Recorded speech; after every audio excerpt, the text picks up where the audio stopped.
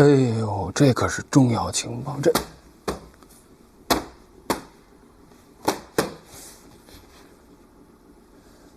让开！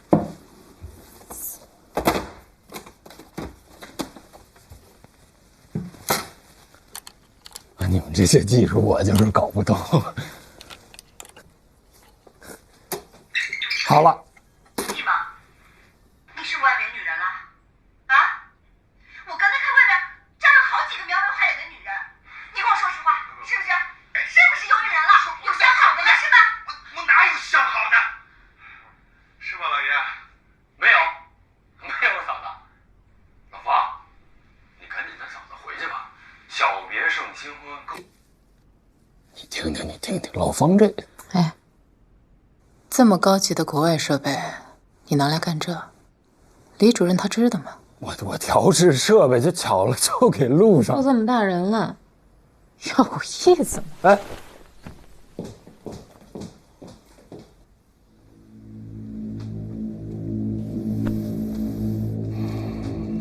有意思啊。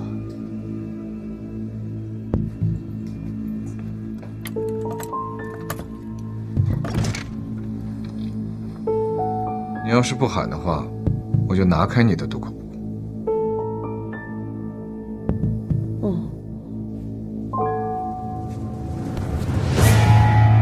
你个看到不喊了。我去了你说的那个桥洞，周围全是便衣，我就没有冒险进到那个桥洞里面，也没有发现你说的那个老赵。他们只是逮捕了一些修车铺的人在询问，所以我想，你说的那个老赵应该已经逃走了。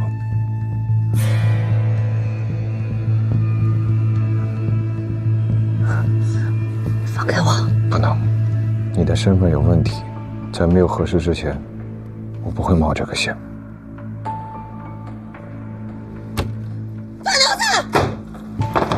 放溜子！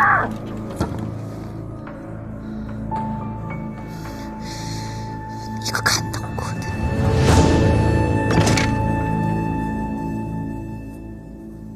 石头，别乱动东西，关上。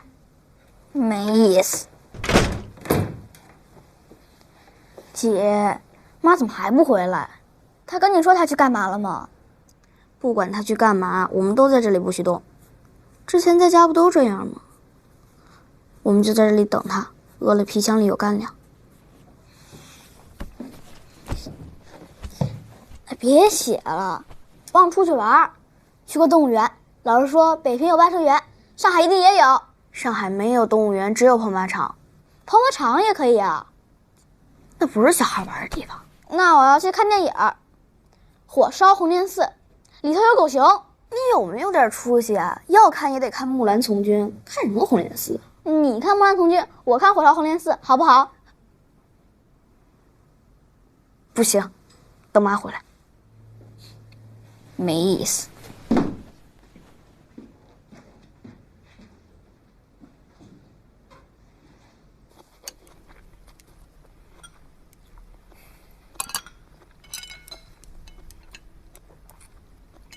小时候，都是我天天追着你屁股后面喂你吃饭，没想到还有你喂我吃饭这天。孩子们还在旅馆等着我呢，他们怎么办？带去的吃的也就够他们吃一天的。什么孩子？还不是你干的好事。你都当爹快10年了。啊？你当爹快10年了。怎么可能？怎么不可能？这么大的事儿我会瞎说？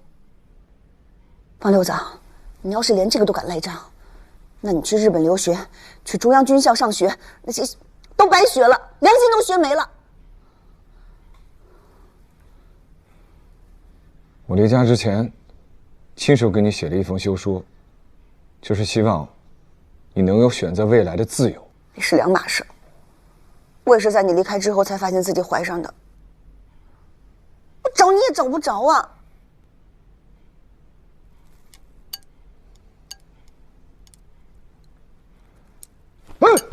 你狗啊，又咬人！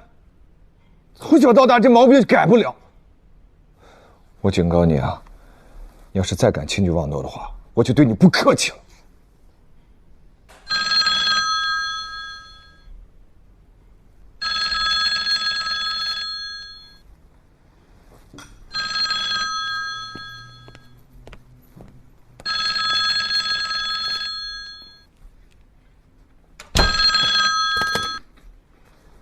喂，啊，老叶，主任召集开会。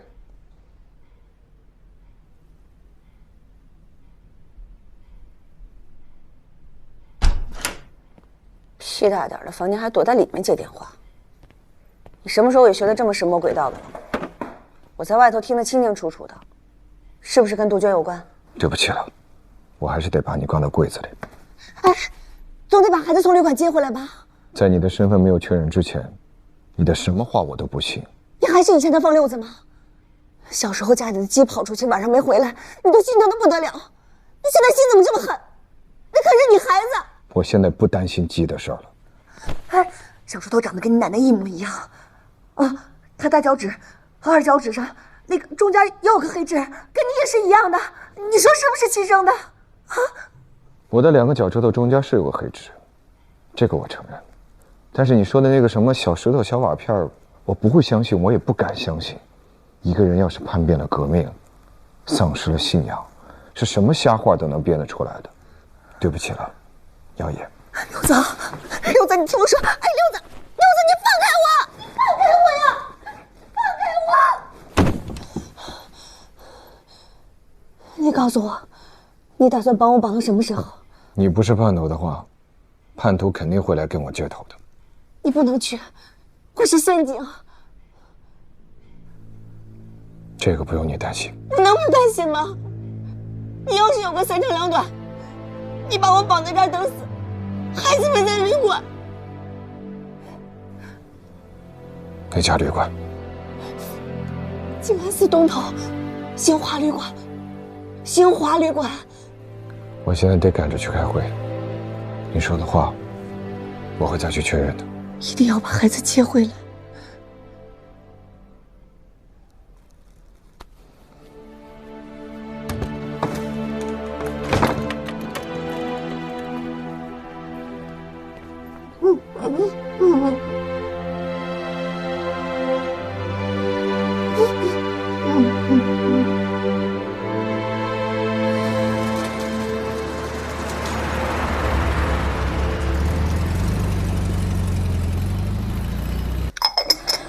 从南翔车站事件到现在啊，我们唯一掌握的线索只有李正轩。现在呢，这家伙也死了，我们只能从他的社会关系入手。不过我想也没什么油水了，啊，那共产党向来都是单线联系，又不会傻到把什么秘密都留在家里，所以啊，咱们就是走个过场。不过，甄别杜鹃的工作不能就此停下。日本人和主任的意思大家都明白了吧？任何其他工作都要为抓捕杜鹃让路，不查出这个共党潜伏分子杜鹃，哎，在座的大家都会死无葬身之地。啊？李主任怎么说来着？啊？共产党就是咱们76号最大的敌人，我们呢，必须要毫不留情的把每一个共党潜伏分子都给他嘁里咔嚓的干净利落，一股脑的都给抓出来。这事儿谁要是不上心，那就是同情帮助共产党。解放主任。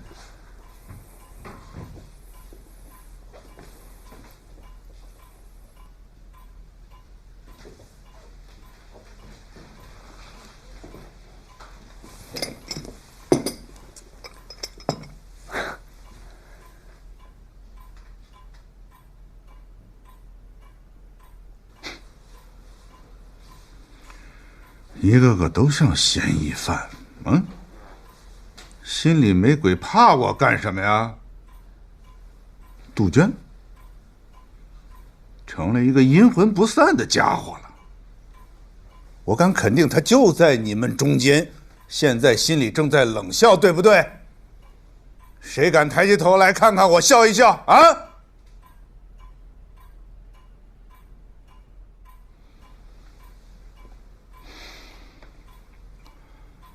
去年元旦，我用女共党陈雪维尔诱捕杜鹃，这是第一次较量。那一次，咱们76号有2个人出现在听雪轩现场，方家树、叶星辰。他我不知道啊，这事儿我可太冤了。女共党陈雪说我是她男人，啊，他也不看看他长什么样子，怎么可能呢？绝对就是栽赃陷害，天地良心。我叶星辰喜欢什么样的女人，他共党也不打听打听。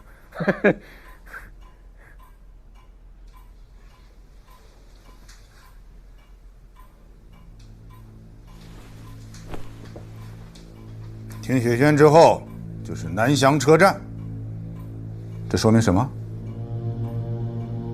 这说明杜鹃越来越猖獗。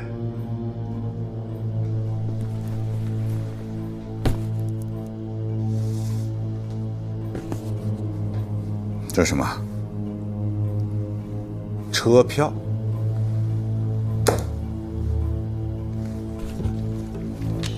汇丰银行存款单。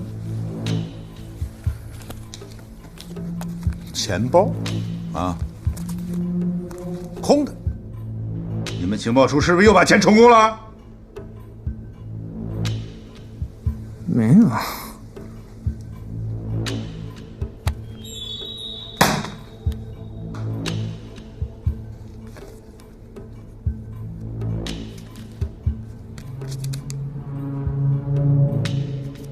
这个日记本上写的东西，你们情报处有没有好好研究一下啊？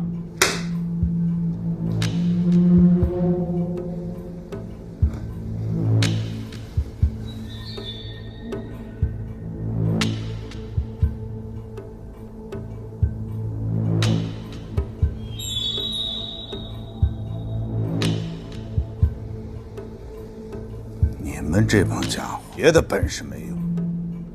情报处全部上街，看到女人就上去给我一个一个闻，也能够查出来。苏小姐见笑了，恨铁不成钢这个。李主任说的很有道理的呀，出动警犬班到丽珍群经常出入的场所去闻一闻，说不定真的可以找出一个女人来的。看看，苏小姐都明白，你们这帮家伙不明白。明白。我会继续从李正勋身上找更多线索。3天3夜屁都没查出来，你还查几个3天3夜？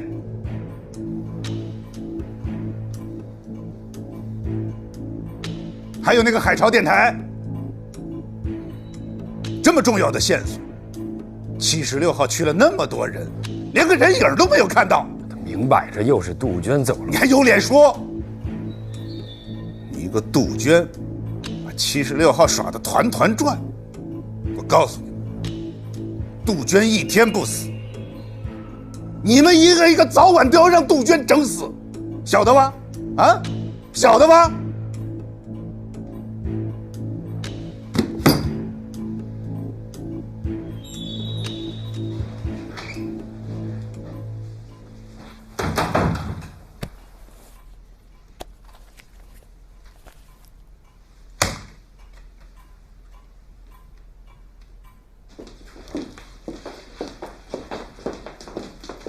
老方，就那里呢。哦，哎，谢谢处长。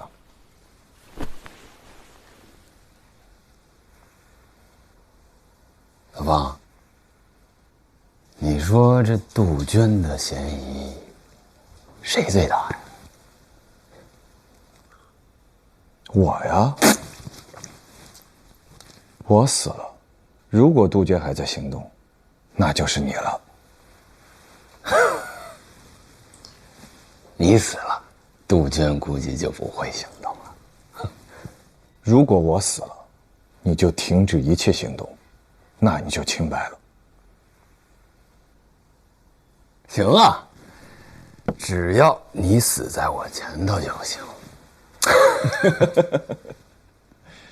说笑了，主任和他太太，你堂姐，那么恩爱，他怎么怀疑也不会怀疑到你的头上的。那可不一定啊。哎，刚才你也看见了，他把我当回事了吗？在会场上，当着那么多人的面啊，女人裙子照老子脑袋上就扔过来了。主任那是真急了，他跟你亲，所以才扔在你的头上。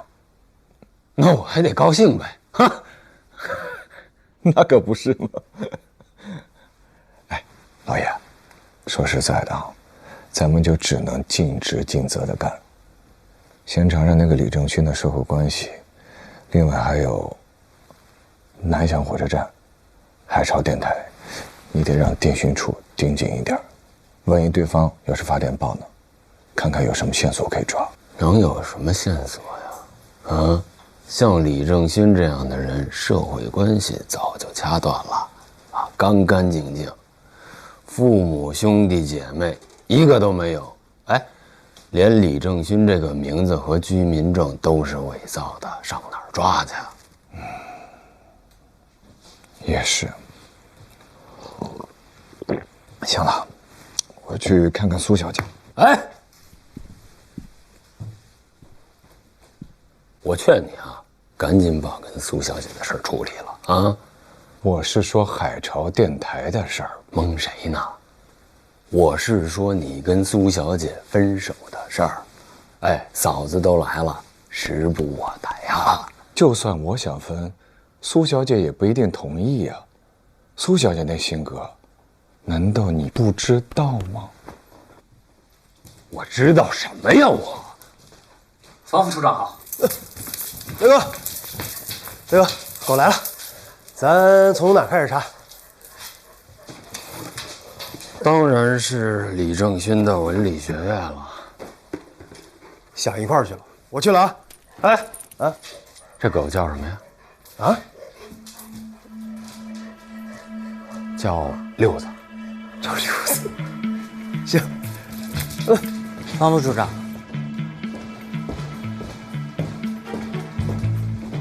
来路，屋里跟你说句话，啊。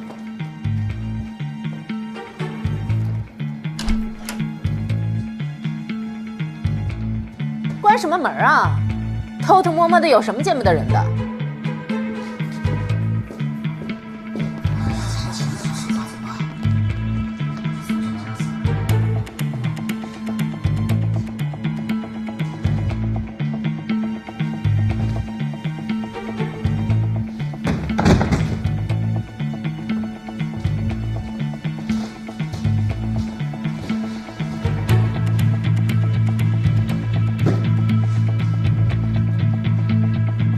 龙小子吧，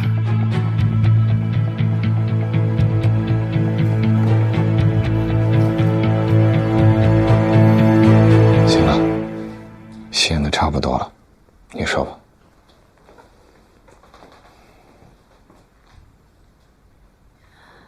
盐湖指示，杜鹃不容小觑。我们的首要任务就是要先把他给收拾了，就算是要跟李立行合作，也得把这家伙给救出来。至于吗？共产党毕竟是抗日的，我们怎么能跟李立行合作呢？这可是大是大非的问题。大是大非的问题，轮不着我们去考虑。我们就是要完成家里的任务，你明白吗？明白。邢虎还说，李立行另外派人截获了共产党的最新情报。李正勋不是要跟杜鹃接头吗？现在他死了，共产党那边已经派出了一名新的特工来接替他。这个人代号麻子。代号麻子。对。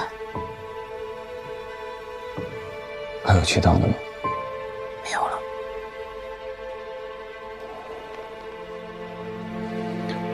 这件事情，对立行和叶星辰是一个字儿都没跟我提过，显然还是在怀疑我。当然了。虽然我跟杜鹃一点关系都没有，但是就凭叶星辰那个公报私仇的伎俩，还是能了点。李立祥还真是连他自己都不相信。李立行一定会好好利用这个麻子，顺藤摸瓜，说不定杜鹃很快就会被抓出来。但愿吧。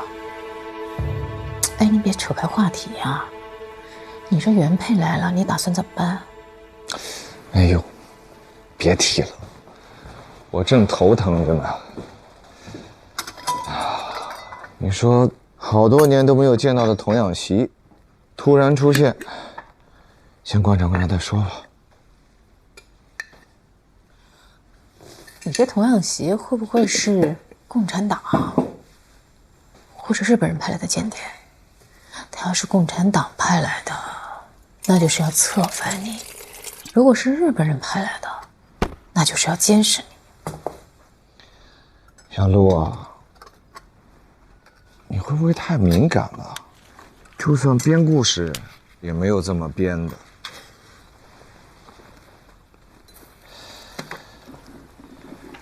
说起来呀，陶玉玲是从小把我伺候大的，我们俩吃喝拉撒睡都在一起。虽然我比她还大了几个月，但她早熟啊。我小时候呢又特别呆，什么事儿都得靠她帮我。我们俩真的是太熟悉了。如果她真的是共产党或者日本特务的话，没几天我就能够看出来。行，那我就等你的甄别结果。但是这件事太敏感了，我必须要向银狐汇报，你同意吧？没问题啊，应该的。其实陶玉玲的事情我之前就汇报过，家里也都调查过。还有海潮电台这事儿，你那边也多省省心，他们早晚还是会发报的。如果有什么可疑的信号，都请第一时间告诉我。那接着把戏演完吧。从现在开始，我得假装生气，你呢就得在所有人面前求我原谅你，明白吗？好的，我配合你。好，那我就上手了。在76号里面，我这脸面好歹也是很值钱的，不能打。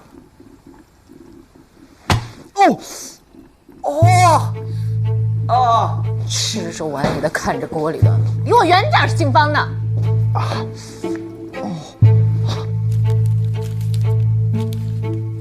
亲爱的人呐，几回花下坐吹箫，银汉红墙入望腰。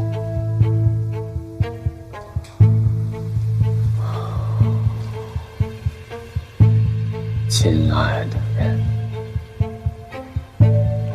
亲爱的人啊，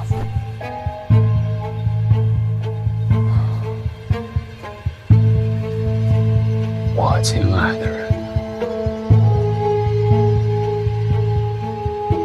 你怎么就偏偏看上他呢？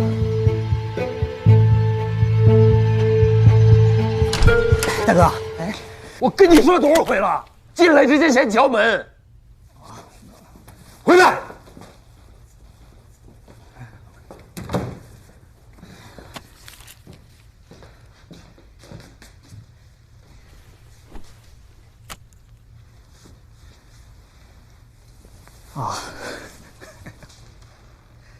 说事儿。是大哥，我这正想着跟您汇报呢。方家树跟李正勋之间，实在是找不到有什么联系，一点关系都没有啊！咱总不能平白无故的就说方家树是杜鹃吧？你又去4马路找姑娘了吧？啊，根本没办我的事儿，我告诉你啊，你再这样下去，老子迟早一枪崩了你！不是大哥，你要这么说，你可真冤枉弟弟了。我真去查了，我连停尸房我都看了半天，我就看李正勋那张脸，我怎么看怎么觉着不对劲儿。怎么不对劲儿？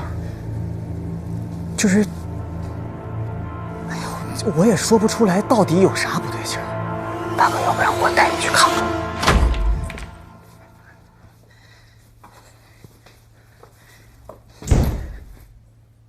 谁？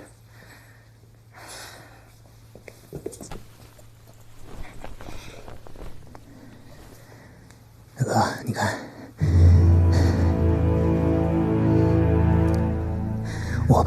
我本来是想过来检查下尸体，可谁成想笑成这样。当时就我一人，我吓得够呛。他死的时候明明是一脸的苦相啊，怎么？我还给他补了一枪，一点反应都没有，按道理是死透了呀。死得挺高兴的呢。哎，你把他脸打花了，我待会儿怎么拍照存档啊？老子杀人向来是胸口一枪，脑袋一枪，要不是让人拽着。大哥，谁拽你了？王家树呗，还能有谁啊？他处理的后事。大哥，方家树就是杜鹃吧？方家树处理李正勋之后，李正勋的苦脸变成了笑脸，这就是证据啊！这叫什么狗屁证据啊！啊，死人笑了，哎，方家树就变成杜鹃了。你让我这么跟主任汇报去，不找打脸的吗？找的什么破线索呀？查也不是，不查也不是，净给老子添乱。大哥，那总比没有强吧？你跟主任说说，死马当活马医呗，你没准就能管点用的。你就趁主任心情不好、特别烦的时候，或者被日本人骂了啊，特别想有点突破的时候，你把这事儿一说，说不定主任就想对方家树试探一下。只要他想试探一下，咱们下手的机会就来了。你给他下110个套，那总有一个能揪住的呀。只要咱们能把他拘到优待室，来一顿炒排骨，这事儿就齐了。苏小姐也就上了大哥的床。你小子行啊，就许他女共党栽赃我是她丈夫，我就不信我不能把方家树栽赃成杜鹃。就是啊。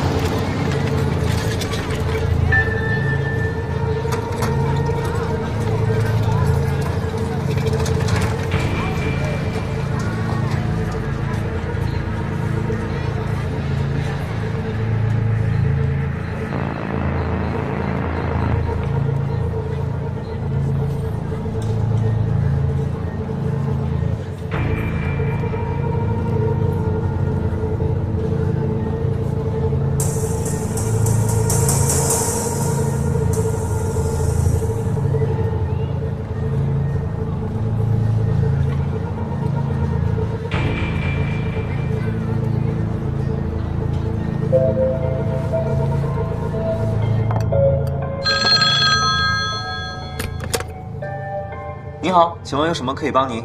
麻烦找一位中华书局的编辑。好的，请您稍等。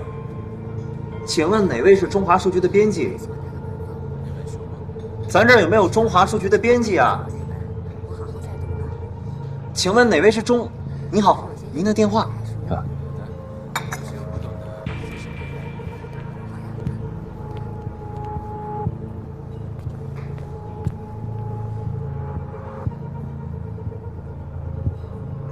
你这身衣服很好看，多少钱买的？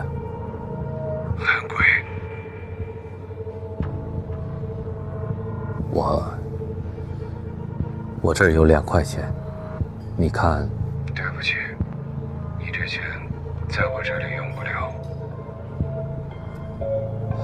你看我们8点，公民大戏院，就你一个人。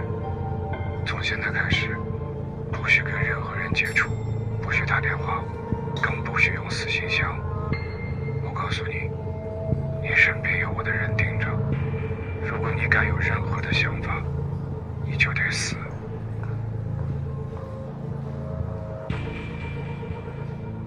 明白。晚上8点见。你的右后腰里边别着一把枪，挂箱。出门时候有怪，把枪扔到花坛里。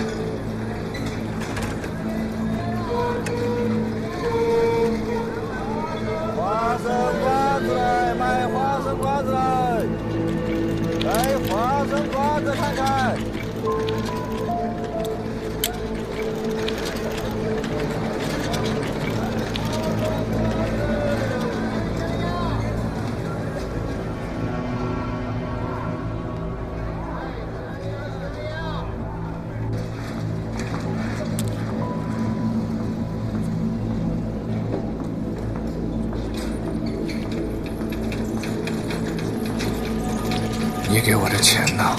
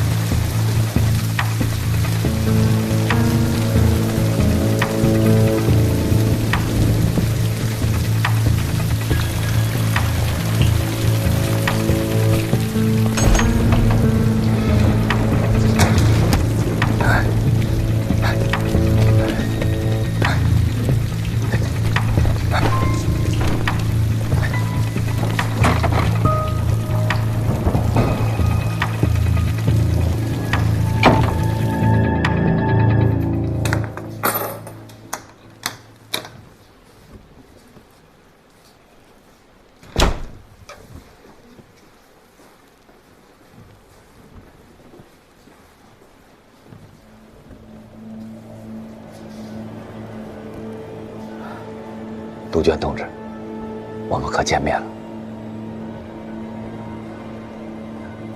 啊呀！啊啊啊！啊啊！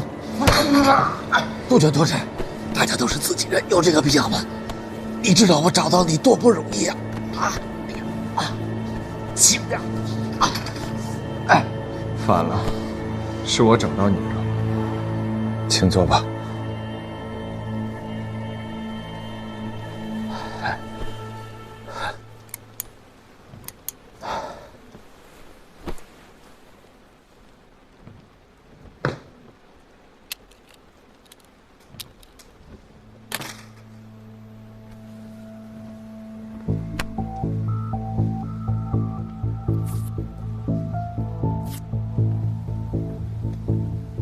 方副处长，你认识我？当然认识了，大名鼎鼎嘛。我叫孙怀民，是震旦大学法学系的老师，大学学运会的负责人。临时接到组织通知，让我马上联络你。知道我身份的只有2个人，一个是震旦大学的孙怀民。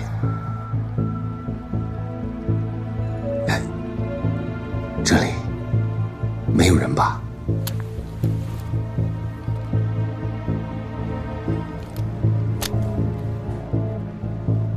我原来的联络员出现了意外，他被捕，是因为我们内部出现了奸细。奸细会是谁呢？能出卖他的人，一定是跟他最亲近的人。你是说李正勋同志？哦，我不晓得他是你的联络人，我以前是不晓得，现在晓得了。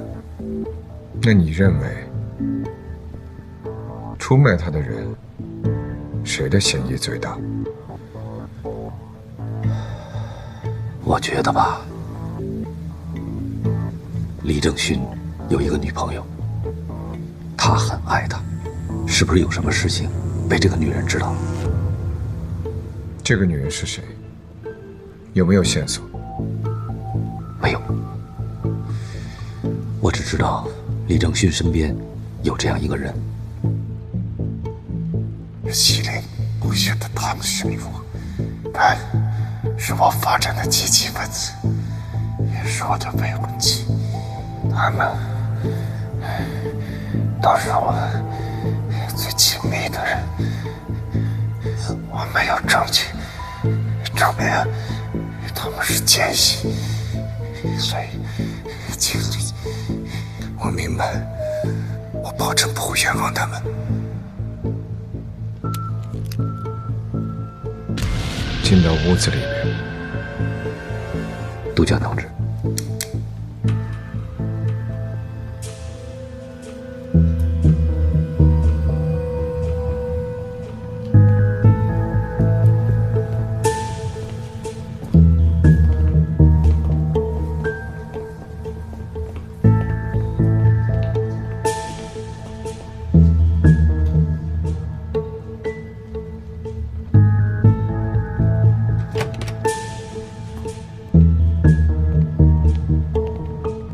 左边大衣柜。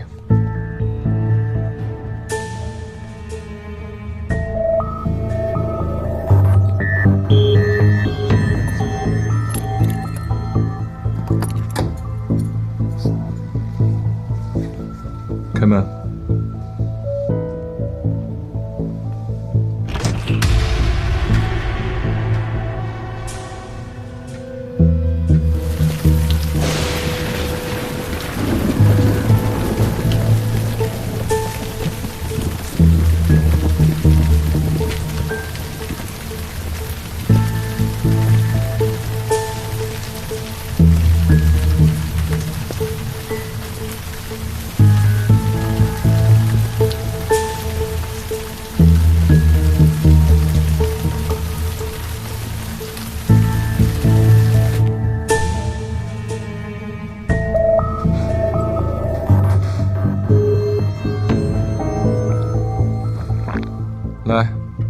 们说说跟我的联络暗号吧，一人一个，轮流来。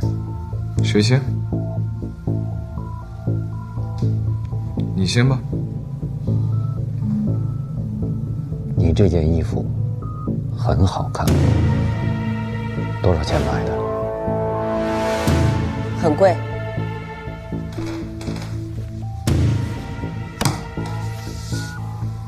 对不起，你这钱在我这里用不了。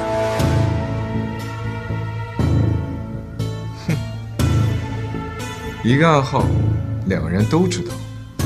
那到底谁是真正的接头人？谁又是监听到接头暗号的叛徒？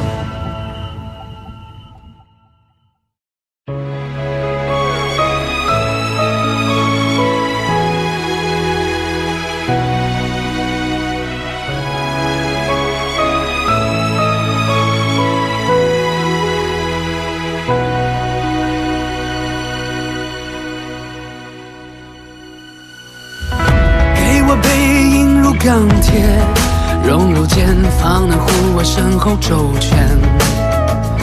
给我沉默的热血，潜伏在不能说出口的爱里。给我潇洒的卷路，文章悬崖，看我踢蛋走钢索。给我硝烟后的天晴，云很淡，天很蓝，陪你去看。骄傲的姿态，就算明天刀山火海，我也笑着说晚安。信仰的姿态，光辉我地狱黑暗。你看太阳升起来，来自最幽深的海。你背后相逢着月光，往前走，不要回头。风暴之中，